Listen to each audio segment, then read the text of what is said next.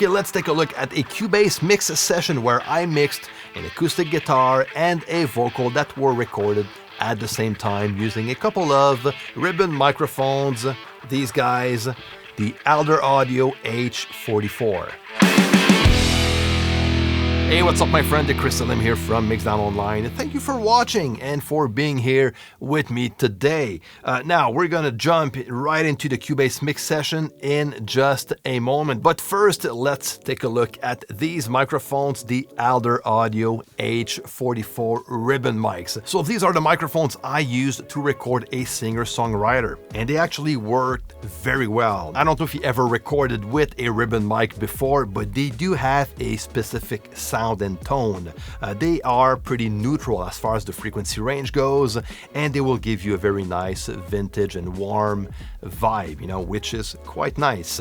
They are usually expensive and fragile. Now, these are going to come out at $399 US for one microphone, which is not expensive for a high quality ribbon mic. Now, I'm not sponsored whatsoever. I did not receive any money to make this video, but Tyler, the owner of Alder Audio, did send me a pair of H44 for me to keep, and I've been working with them for the past few months, and I honestly really like them. They sound very good on a guitar amp, acoustic guitar, a vocal, and they sound just amazing as drum overheads.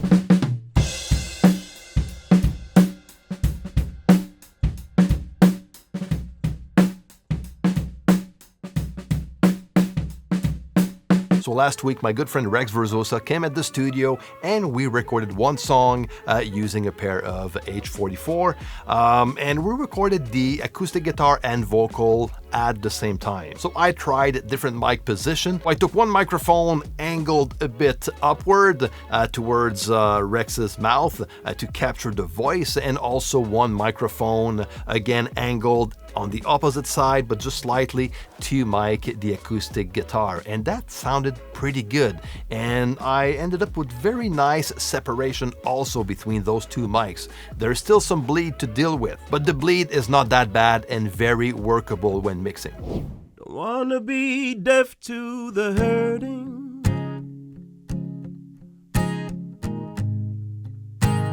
Don't wanna be blind to the weak.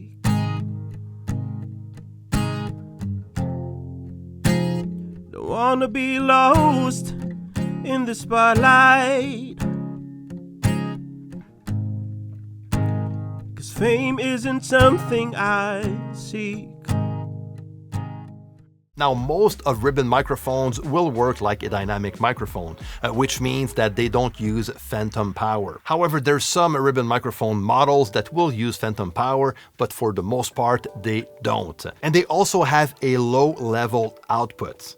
So you need a good preamp to work with them, especially if you're recording an acoustic guitar and a vocal like I did in this session. What I did on my side though is I used a mic preamp booster like this one, which is going to amplify the amount of level going into the preamp, which was perfect for my recording session. But when I use ribbon mics as drum overheads, I don't need a preamp booster. Another cool thing about these mics is that the front of the mic has a different frequency response than the rear side of the mic. So the tone is going to be slightly different. The rear of the microphone will sound a bit more darker than the front side, which is going to make these microphones quite versatile depending on the source you're miking. Okay, now let's jump in Cubase and take a look at the mix session.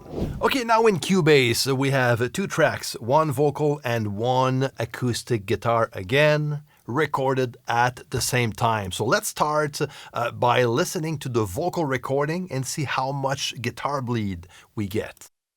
Don't wanna be deaf to the hurting. We're not getting a lot of bleed, which is good. Don't wanna be blind to the weak. So now I have a lot of control to mix this vocal. Now I'm gonna listen to the acoustic guitar. Don't wanna be deaf to the hurting. Okay, I'm getting a bit of bleed. Don't wanna be blind to the weak. Not that bad. I'm getting a bit more vocal bleed in the guitar track than guitar bleed on the vocal track, which is fine. As far as I have not a lot of bleed out of the vocal track, I'm good, you know. So this way I'll be able to mix my vocal properly. Okay, so now the first thing I did here was to add a compressor on the mix bus. Now, right now I have a limiter. I'm going to leave it on just to, you know, keep the level up for the video, but it's barely moving. It's just bringing the whole level louder, and that's it. So I'm adding that compressor on the mix bus, which is doing a very gentle work. Not that much of gain reduction going on, maybe a couple of dBs here and there, and that's it, you know. So a 2-to-1 ratio, slow attack, fast release. We get a soft knee also. And that's pretty much it. You know, I'm trying to mimic a bit of my my Creme stereo bus compressor, which is going to react similar to what I'm doing with the Cubase compressor. And by the way, in case you did not notice, I'm using only Cubase stock plugins to mix this one. All right, so this is what I get. Don't wanna be deaf to the hurting.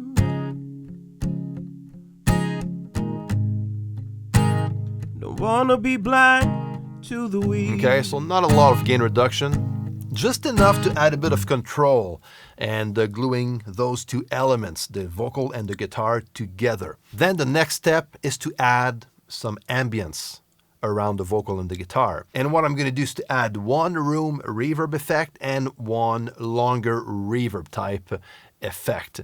So the first one that I'm going to add is the Reverence, which is a great impulse response reverb in Cubase. And I'm going to use the LA Studio, which is going to add a very nice studio room around my vocal and guitar recording. And what I did here is I brought down the size, the amount of size, by 15% to make this one a bit more tight. And this is what I get. But before, let me check something here. I did also add a high pass and low pass filter on the incoming signal going into the room verb. Okay, so this way I get a bit more transparency on what is feeding that reverb.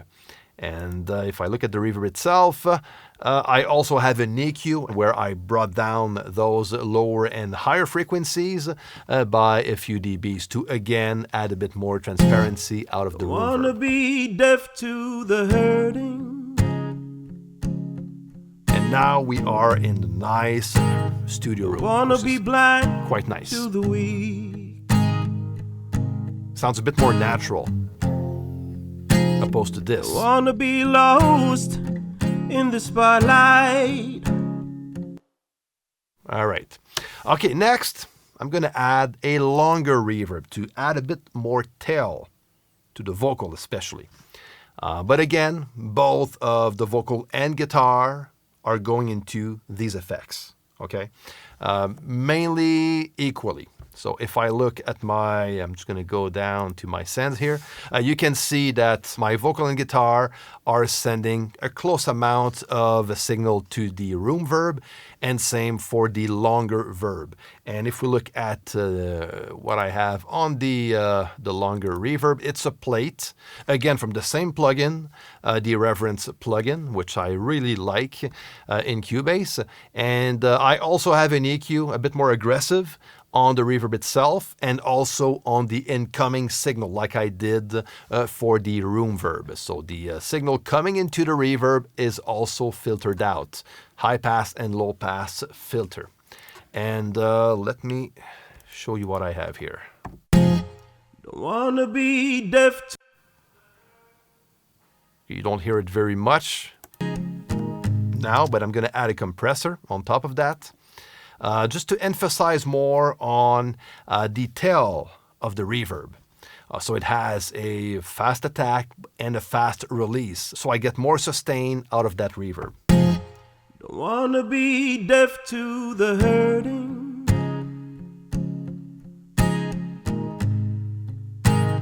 Don't wanna be blind to the weak. Okay, as you can tell, you can hear the sustain a bit more. If I bypass the filter so you can hear it, I'm just going to solo that reverb on its own. Let me just bring it louder so you can hear it.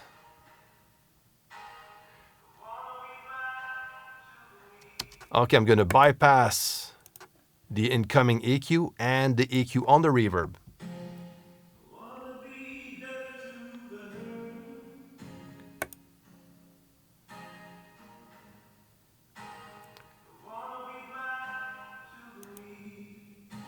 Makes a huge difference. And now I'm only bypassing the EQ on the reverb itself. Now the reverb sounds, without the EQ, it sounds a bit more boomy, takes a lot of space, and it's not transparent at all, so I want to keep it on. And let's do the same for the incoming signal this time.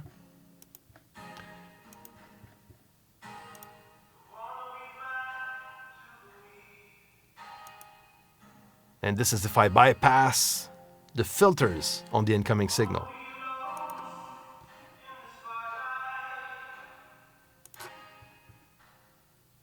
Okay, so you get the idea. So let me bring that in the context of the mix. Don't wanna be deaf to the hurting. If I do the same. Don't wanna be blind to the weak.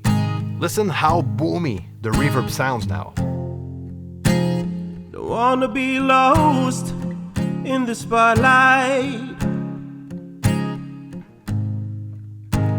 'Cause fame isn't something I seek. Way more transparent now.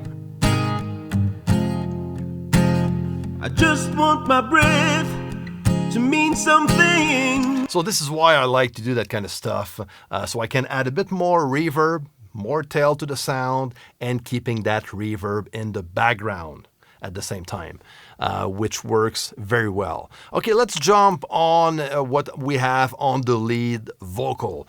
To begin with, I have an EQ, and I'm mainly using dynamic EQ just to tame down the low mids of the vocal. But on top of that, I also have a high pass filter. Don't wanna be deaf to the hurting. So getting a bit of reduction here, bit of compression on those two bands of frequencies, to the weak. which is at around 240 hertz, and also, let's see, yeah, almost 500 hertz to control the boxiness in this case, and the boominess in the case of the 240 hertz. And then I have a de-esser, which I often use just to add a bit more control on the S's. There's not a lot, but still, you know, I kind of like to get control out of those higher edgy frequencies. And then I have a compressor. And this compressor's role is to just tame down the peaks of the vocals, you know. So when there's some edgy peaks, and this vocal is quite dynamic, that compressor is going to help to tame down those peaks. And again, it's not doing a lot. I'm very gentle. Deaf to the hurting. Let me bring this one further down. 'Cause fame isn't something I seek.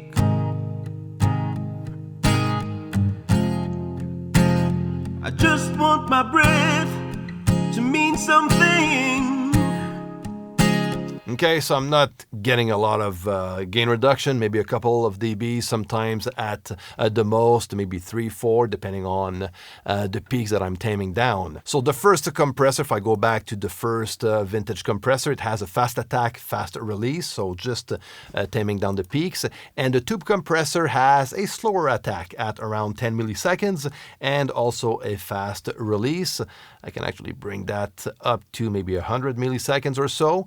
And this is going to just act as more as a leveler, just to level up the sound of the vocal. Fame isn't something I seek. So it's going to be slower as far as compression goes. I just want my breath to mean something. And don't forget that I also have the stereo bus compressor. So I have 3 layers of compression going on for the vocal at this point. But each compressor is doing a tiny job, which adds up in the end. And I just want to be careful not to add too much compression on the vocal in this type of production, or else it's gonna sound overcompressed right away, you know, because I'm only having a vocal and a guitar playing. Okay, so I need to be careful. So that's why I kind of like to layer down several compressors that are just doing a small amount of work.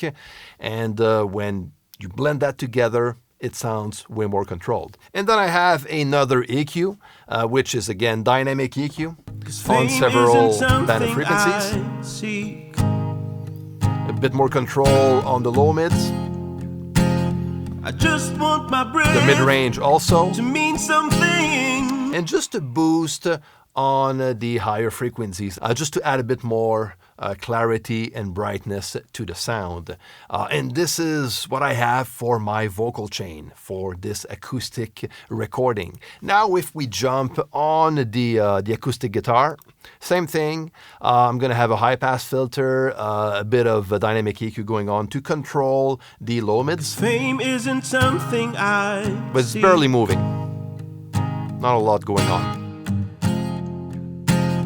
I just want my breath to mean something. And I have a slight cut at around 400 hertz to cut the boxiness of the sound. And that's it. That's what I have before the first, like the only compressor, which is, again, the vintage compressor with a fast attack and a fast release isn't also. Something I seek.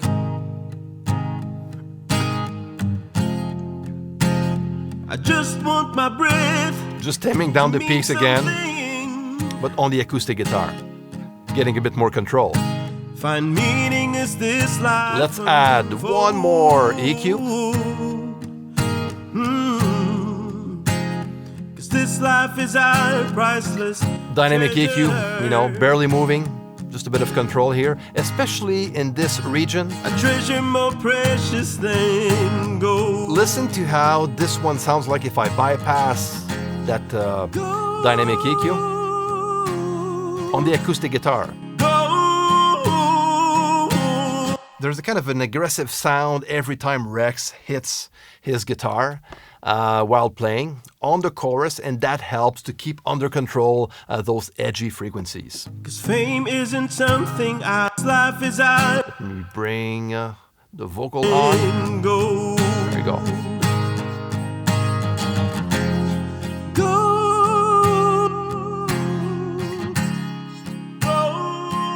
It's mainly on the hits.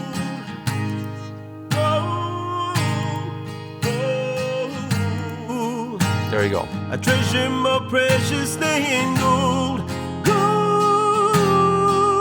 Okay, so one last thing before we wrap this up. If you look at the long reverb, I just wanted to wait before showing this one to you. I have a ping pong delay. It's not something that I do a lot, but I kind of like doing so in this case because it adds a very nice movement to the tail of the reverb. And also it extends that tail on top of that. So I'm just going to bring that down at this part of the song and just listen to the tail of the reverb. Don't wanna be deaf to the hurting.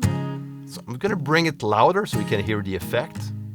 I'm going to overdo it. Don't wanna be blind to the weak.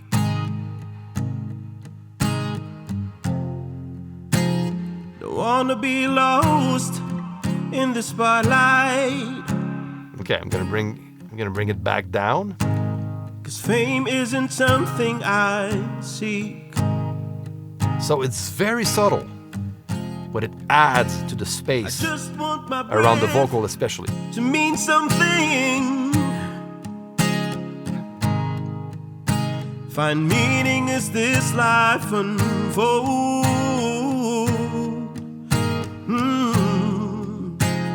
'Cause this life is our priceless treasure.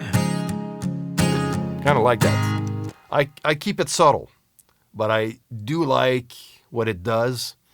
And yeah, so that's the kind of stuff that you can experiment with. And what I like to do is to filter out the low frequencies and the top frequencies also to keep it more contained and more mid-range oriented, so you get more transparency, like with reverb, you know. So that also works well with a delay like this one. And then the last thing that I did was a bit of automation, bringing down the guitar volume lower on the chorus, and also a bit more of the long reverb, the plate in the chorus as well. And I also have a bit of clip gain because some of the lines were a bit too loud, and I just wanted to make sure to balance out the level going into all the compressors. So that's why I added some clip gain on some of the lines before the sound goes into compression. And this is what I get. Let's listen to what we started with and then bring back the mix version. Don't wanna be lost in the spotlight, 'cause fame isn't something I seek. Don't wanna be lost in the spotlight, 'cause fame isn't something I seek. So that is the simple way I use to mix a vocal and acoustic guitar recorded at the same time in Cubase. So hope that was helpful. Hope you can get some ideas out of this. Again, I used only stock plugins out of Cubase, and it worked pretty well. Again, if you have any questions or comments, you can leave everything down below. And until next time, take care and see you, my friend.